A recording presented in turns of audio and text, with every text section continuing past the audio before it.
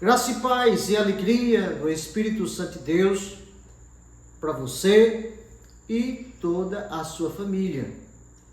Que você sinta a presença de Deus, que o Pai, em Cristo Jesus, derrame bênçãos de alegria sobre o teu lar, sobre a tua casa, hoje e sempre. Hoje nós vamos meditar uma mensagem bíblica, onde nós vamos falar sobre o tema a Trindade e a obra da salvação. A Bíblia revela que a salvação é uma obra da Trindade, ou seja, do Pai, do Filho e do Espírito Santo.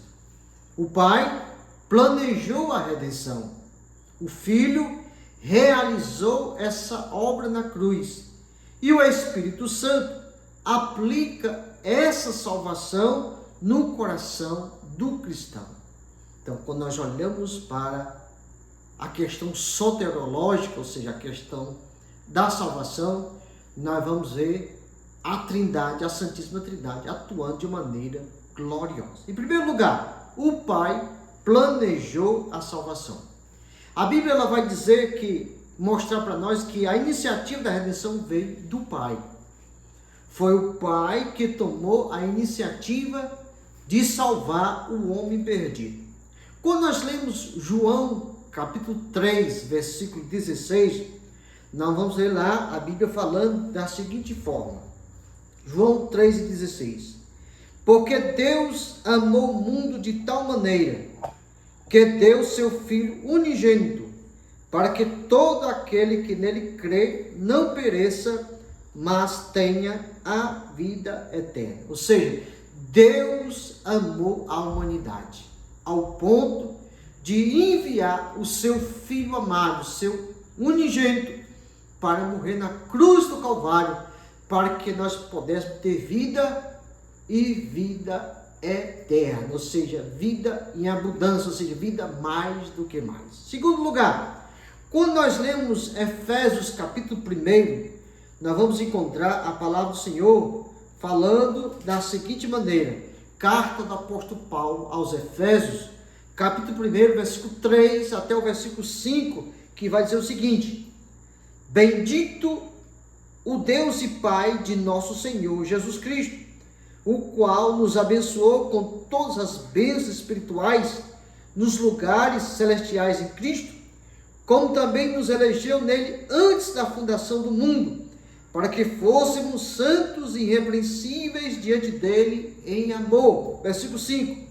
E nos predestinou para filhos de adoção por Jesus Cristo para si mesmo, segundo o beneplácito de sua vontade. Então nós observamos aqui Paulo falando que o Pai nos escolheu e predestinou para a adoção, ou seja, para sermos filhos em Cristo Jesus, direito à herança do Pai.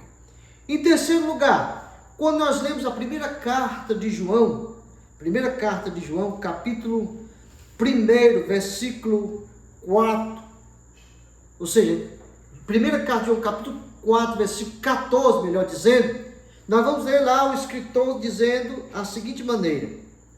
Primeira carta de João, capítulo 4, versículo 14. E vimos e testificamos que o Pai enviou seu Filho para Salvador do mundo. Ou seja, o Pai enviou seu Filho amado, o Senhor Jesus Cristo, para nos salvar, para ser o Salvador do mundo. Quando nós lemos o profeta João Batista, quando o Senhor Jesus foi ter com ele para ser batizado no Rio Jordão, João Batista proclamou: Eis o Cordeiro de Deus, que tira o pecado do mundo, ou seja, que salva o mais vil pecador. Em quarto lugar, falando sobre o Pai que planejou a salvação, Tiago, capítulo 1, o versículo 17 e o versículo 18, nós vamos ler lá o escritor dizendo que toda boa dádiva vem do Pai. Tiago, capítulo 1, versículo 17 e 18, diz o seguinte: toda boa dádiva e todo dom perfeito vem do alto, descendo do Pai das luzes, em que não há mudança nem sombra de variação, segundo a sua vontade, ele nos gerou pela palavra da verdade, para que fôssemos como primícias das suas criaturas. Ou seja, essa dádiva gloriosa da salvação vem do Pai, do nosso Pai celestial. Segundo lugar, segundo ponto, nós vemos que o Pai planejou a salvação. Agora, o Filho realizou a salvação. Ele executou o plano salvífico. Cristo veio ao mundo para nos resgatar. Quando nós lemos o apóstolo Paulo falando aos Gálatas, capítulo 4, versículo 4 e o versículo 5, nós vemos ali: Deus enviou seu Filho para remir os que estavam debaixo da lei. Gálatas capítulo 4, versículo 4 e 5 vai dizer o seguinte: mas vindo a plenitude dos tempos, Deus enviou seu Filho, nascido de mulher, nascido sob a lei, para remir os que estavam debaixo da lei, a fim de recebermos a adoção de filhos. Então Deus enviou seu Filho para nos remir, para nos resgatar. Todos nós que estávamos debaixo da lei, mas agora nós estamos na graça de nosso Senhor e Salvador Jesus Cristo. Segundo lugar, quando nós lemos Mateus capítulo 20, versículo de número 28, nós vamos ver o escritor falando da seguinte maneira, Mateus dizendo: bem como o Filho do Homem não veio para ser servido, mas para servir e para dar a sua vida em resgate de muitos. Então, Jesus veio com um propósito glorioso de entregar a sua vida para nos resgatar da maldição do pecado e nos colocar na presença do Pai.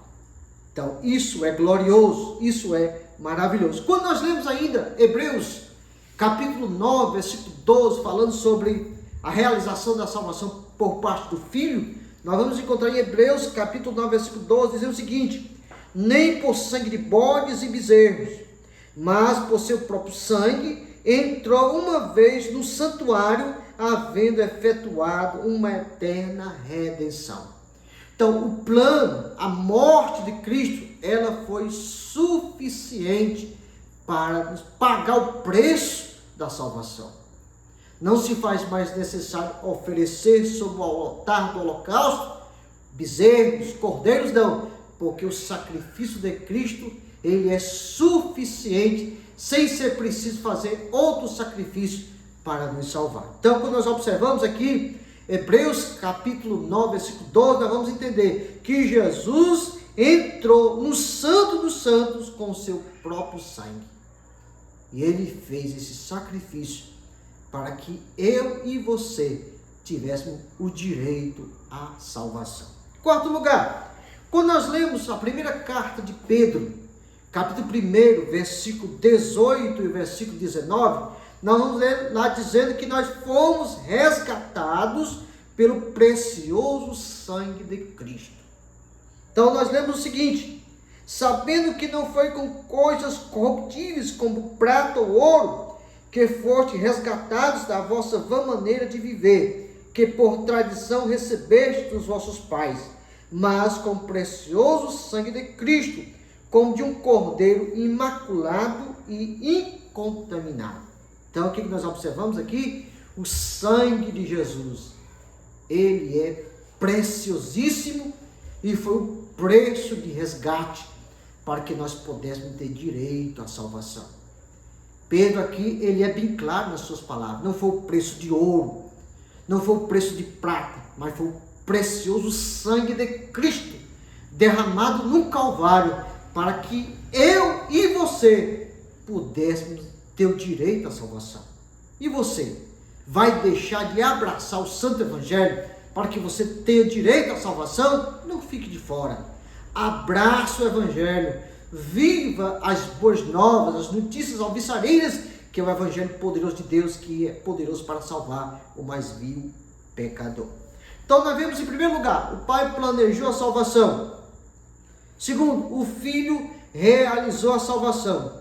E agora nós vamos ver a terceira pessoa da Santíssima Trindade, o Espírito Espírito Santo, ele aplicou a salvação. Então, depois da obra da cruz, o Espírito Santo torna essa salvação real em nós.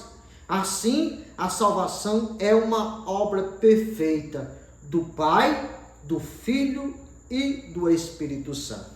Quando nós lemos lá João capítulo 16, nós vamos encontrar o texto sagrado dizendo o seguinte, João 16, versículo 8, que o Senhor Espírito Santo, ele nos convence do pecado. Olha o que diz 16 e 8. E quando ele vier, ou seja, falando do Espírito Santo, convencerá o mundo do pecado e da justiça e do juízo. Do pecado porque não crê em mim, da justiça porque vou para meu Pai e não me vereis mais, e do juízo porque já o príncipe deste mundo está julgado. Então o Espírito Santo ele veio para aplicar a salvação, e a primeira coisa que ele faz no nosso coração é nos convencer, através da palavra de Deus. Segundo, quando nós lemos João capítulo 3, o mesmo evangelista João, no seu evangelho, capítulo 3, versículos 5 e 6, nós vamos ver que o Espírito Santo é quem opera o novo nascimento, ou seja, a regeneração. Olha o que diz o texto, João 3, 5 e 6. Jesus respondeu, na verdade te digo, que aquele que não nascer da água e do Espírito não pode entrar no reino de Deus. O que é nascido da carne é carne, e o que é nascido do Espírito é Espírito. Então, o Espírito Santo de Deus, ele usa a palavra e nos transforma de perdidos para salvos na pessoa bendita e maravilhosa do Filho de Deus. O que mais o Espírito Santo faz? Quando nós lemos Romanos capítulo de número 8, versículo 15 e o versículo 16, nós vamos ver lá que o Espírito Santo, ele confirma a adoção. Nós fomos adotados como filho. Nós não somos simplesmente criaturas, agora nós somos filhos pelo poder do Espírito Santo de Deus. Olha o que Paulo vai dizer na carta aos Romanos, capítulo 8, versículo 15 e 16. Porque não receber do espírito de escravidão, para outra vez estardes em temor, mas receber do espírito de adoção de filhos, pela qual clamamos, Abba, Pai. Versículo 16. O mesmo Espírito testifica com o nosso espírito que somos filhos de Deus. Então o Espírito Santo, ele confirma ao meu espírito que eu sou um filho. Se você não tem essa confirmação do Espírito Santo de Deus no teu espírito, é prova que você ainda não é filho. Porque a Bíblia vai dizer que nós temos a certeza da salvação, porque o Espírito Santo testifica ao nosso espírito que nós somos filhos de Deus. Versículo 16 é claro, o mesmo Espírito, ou seja, o Espírito Santo testifica com o Espírito, ou seja, o nosso Espírito, o Espírito do homem, que nós somos filhos de Deus. Em quarto lugar, quando nós lemos Efésios capítulo 1, versículo 13 e 14, nós vamos entender, biblicamente falando, que o Espírito Santo que aplica a salvação, ele é o selo e garantia da herança. Olha o que diz Efésios capítulo 1, versículo 13 e 14.